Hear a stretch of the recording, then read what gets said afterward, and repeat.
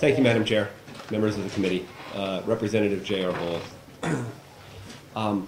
Thank you to Representative Hopper and the others who have introduced this bill.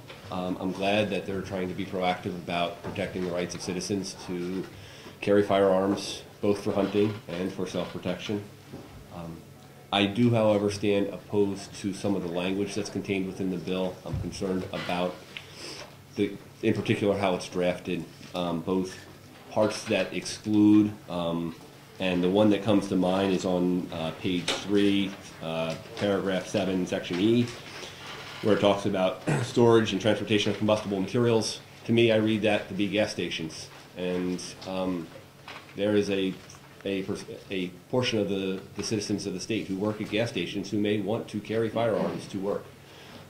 Secondly, I've had to argue this point with private employers before. And this is a personal testimony on my standpoint. I worked for a firm, about 35 members big, down in Hollis, who, in the midst of my career there, decided to change their employee manual. And they came and said, you're not allowed to have firearms on property or in the parking lot anymore, in the buildings. And I had a tough decision to think about what I was going to do for the next week. And eventually I went up and said, I need to talk to the president. You've got a couple choices, sir. What you have said by this policy disarms me from when I leave my home to when I get to work and then when I return to home. And that's unfortunate and unacceptable, and I really want to talk to you about how to fix this.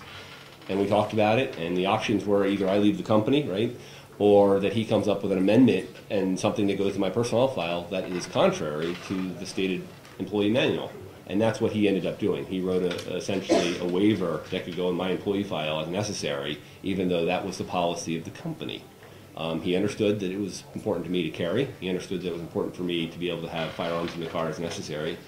But I had to confront leadership and ownership of the company to do that. I think the burden is still on citizens. If their employer's not treating them well about constitutional rights, that they need to step up and go talk to company management as appropriate. That's not easy to do. I'm not trying to dismiss it, but I think the burden is on them to have to do that on their own and not look to us to try and fix all of their problems. Thank you. Are there any questions? Thank you very much.